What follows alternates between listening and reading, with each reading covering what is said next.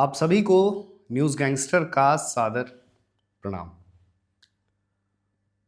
अभी मैं कुछ समाचार पत्र देख रहा था, न्यूज़ चैनल्स देख रहा था और देश समाज में जो घटनाएं घट रही हैं वो देख रहा था, समझ रहा था, पढ़ रहा था।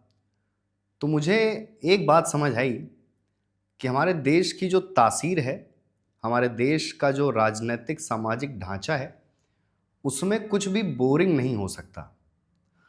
टकराव, रेजिस्टेंस, प्रतिरोध, प्रतिकार, ये सब भारतीय लोकतंत्र के साथ कॉम्प्लीमेंट्री है। तो अब आप सोच रहे होंगे कि मैं ऐसी बात क्यों कह रहा हूँ। तो एक ऐसी घटना हुई देश में, देश की राजधानी में, और देश की राजधानी के एक प्रतिष्ठित विश्वविद्यालय में, जिसके बाद एक बहस छिड़ गई है। बहस छिड़ गई है एक शब्द को लेकर, बहस छिड़ी है एक शब्द जो एक जाति की तरफ इशारा करता है उस पर। तो बिना देर किए, बिना और भूमिका बनाए विषय पर बात करते हैं। और जब मैंने इस विषय पर पढ़ना शुरू किया, उसके बाद मैंने कुछ ऐसे लोगों को खोजना शुरू किया जो उस जाति से आते हैं। मिसाल के तौर पर मैं अगर राजनीति में जाऊं तो अटल बिहारी वाजपेयी जी क्या थे? ब्राह्मण थे। अगर आप आधुनिक इतिहास की तरफ जाइए तो चंद्रशेखर आज़ाद क्या थे? ब्राह्मण थे। अब आप अलग अलग क्षेत्रों में जाइए, सर्वपल्ली राधाकृष्णन और रानी लक्ष्मीबाई, बाल गंगाधर तिलक, तो ऐसे तमाम नाम हैं, इवन सचिन तेंदुलकर।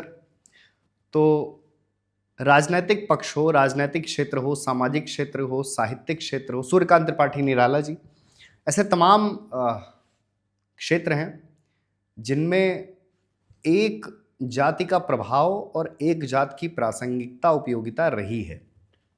अब इसका मतलब ये कतई न निकाला जाए कि मैं उस जाति की पैरवी करने के लिए ये वीडियो बना रहा हूँ।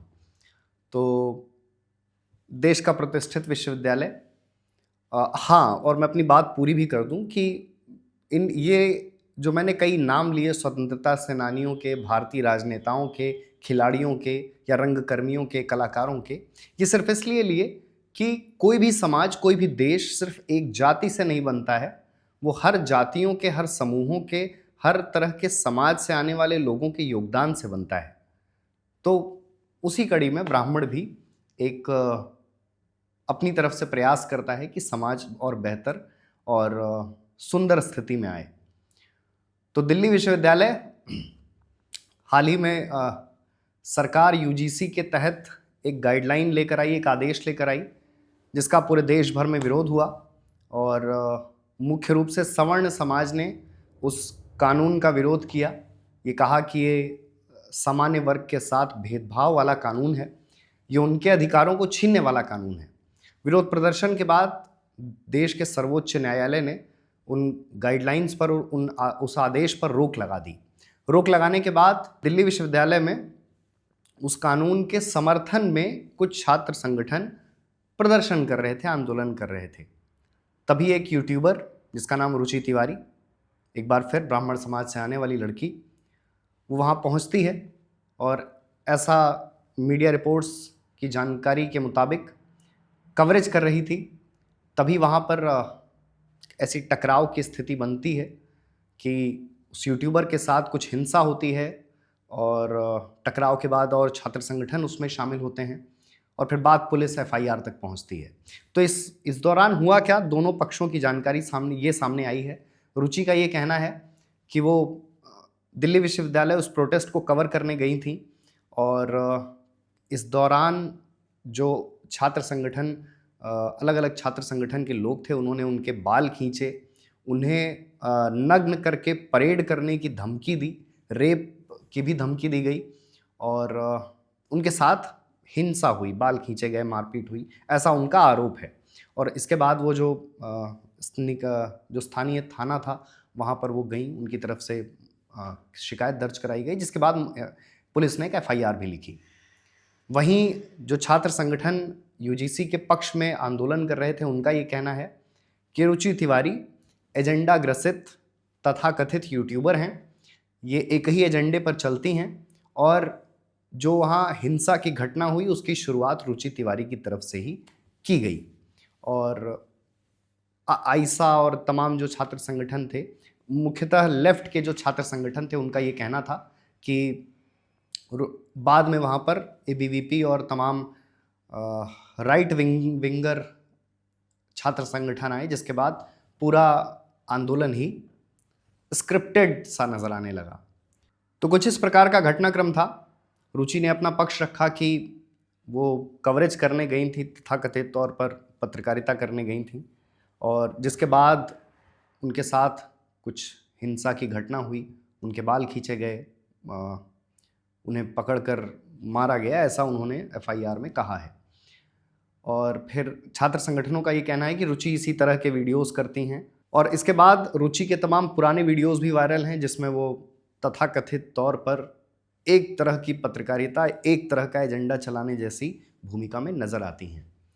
इन सारी बातों के बावजूद अब जो एक आम दृष्टि बनती है इस मुद्दे पर, यह बात तो ठीक है कि पिछले कुछ सालों में सवर्ण समाज के प्रति, यानी ये जो ब्राह्मण, ठाकुर, बनिया समाज है, इनके प्रति जो आंदोलन की स्थिति है, जो विरोध का स्वर है, वो कुछ ज़्यादा बढ़ा है। हम और आप जेएनयू और दिल्ली विश्वविद्यालय जैसे संस्थानों में जब जाति के लिए, जाति के प्रति घृणा से भरे नारे लिखे हुए देखते हैं, जो ग्राफिटीज बनाई जाती हैं, अंग्रेजी में बड़ा सुंदर शब्द है कि विश्वविद्यालय की दीवारों पर लिखा जाता है कि ब्राह्मण, ठाकुर, बनिया भारत छोड़ो, तो ये अपने आप में बड़ी हास्यास्पद स्थिति है। क्योंकि इस देश को बनाने में, ये देश आज जहाँ भी है, इसे बनाने में मैं मानता हूँ कि हर तबके का अपना योगदान है, और आप किसी भी तबके के, किसी भी समाज के, किसी भी जाति के, किसी भी वर्ग के और किसी भी धर्म के योगदान को खारिज नहीं कर सकते हैं। किसी का कम, किसी का ज़्यादा हो सकता है, लेकिन हाँ, ये बात सही है कि किसी भी समाज, किसी भी जाति के योगदान को देश की बनावट में नकारा नहीं जा सकता। दूसरी बात कि ये बात भी सही है कि आधुनिक इतिहास हो या प्राचीन काल का इतिहास हो, ब्राह्मणों की भूमिका इस तरह की रही है जहां उन पर किसी भी तरह के विभाजन का, किसी भी तरह के भेदभाव का, किसी भी तरह के बंटवारे का आरोप लगाया जाता रहा है। और वही समय के साथ ये एक गुस्से के तौर पर अब बाहर आता है, जहां लोग ये कहते हैं, लेकिन अब जब हम आधुनिक समाज को देखते हैं तो इतना विभाजन नज़र नहीं आता है, या इतना भेदभाव असल में दिखता नहीं है समाज में, ज़मीन पर। तो कहीं ना कहीं कि ये जो ब्राह्मणों के प्रति और सवर्ण समाज के प्रति घृणा का भाव है, ये बढ़ा तो है। तीसरी बात कि ये भी पूरी तरह बात गलत नहीं ठहराई जा सकती कि भेदभाव तो हुआ है, और भेदभाव हुआ है तो उसकी भरपाई भी उन्हें ही करनी होगी जिन्होंने भेदभाव किया है। तो बीते कुछ सालों में समानता का समाज, समानता का माहौल बना ज़रूर है, पर कहीं ना कहीं अभी और काम करने की ज़रूरत है, जिसके बाद ही देश में एक, जिसे कहते हैं, हार्मनी का एटमॉस्फेयर बन पाएगा। तो ये बात सुनिश्चित उसी समाज को करनी पड़ेगी जो हमेशा से इतिहास में आज भी अगुआ रहा है। अगुआ कहते हैं कि ब्रेन बिहाइंड द सिस्टम, तो जो ब्रेन बिहाइंड सिस्टम रहा है उसे ही अगुवाई करनी पड़ेगी कि भेदभाव, विभाजन खत्म हो, या ये जो कुछ लोगों में पिछड़े होने का भाव है उसे खत्म करने की जिम्मेदारी सभी को एक साथ उठानी पड़ेगी। और इसके बाद सबसे महत्वपूर्ण बात, सोशल मीडिया के दौर में कुछ भी बहस का, मतलब किसी भी बात का बहस बन जाना, किसी भी परिचर्चा का बहस बन जाना सेकंड्स का खेल है। तो सोशल मीडिया पर भी जिस तरह का एजेंडा, जिस तरह का नैरेटिव चल रहा है, उसे देखकर ये कहा जा सकता है कि उसमें इंफॉर्मेशन, और उसमें भी सही इंफॉर्मेशन कितनी है, इसका मालिक ऊपर वाला ही है। या तो आप स्वयं से इतने विवेकपूर्ण होइए, विवेकवान होइए कि समझ जाइए कि ये कितनी इंफॉर्मेशन, कितनी जानकारी, कितनी सूचना सही है, उपयोगी है, और कितनी गलत है। तो सोशल मीडिया के दौर में आक्षेप करना, आरोप लगाना, नैरेटिव चलाना, एजेंडा सेट करना थोड़ा सरल है। तो इससे हमको बचकर रहना है, और किसी भी इस तरह के छोटे छोटे मुद्दों पर मुझे लगता नहीं है कि समाज को बांटने जैसा माहौल बने। और ये बात भी गलत है कि अगर किसी महिला के साथ देश के सबसे प्रतिष्ठित विश्वविद्यालय में हिंसा हो जाती है तो हिंसा करने वालों को भी थोड़ा शर्म करनी चाहिए। और जिस वजह से अगर इस हिंसा के पीछे कोई पुरानी वजह है या ज्वालामुखी की तरह कोई बात जो सालों से रही है और वो धीरे धीरे धीरे एक बार में फट गई, तो ये उस लड़की को भी ध्यान देना होगा, उस तथाकथित यूट्यूबर को भी, रुचि तिवारी को भी ध्यान देना होगा कि वो जो भी बात करें वो एक पक्ष की ना हो, वो बायस्ड ना हो।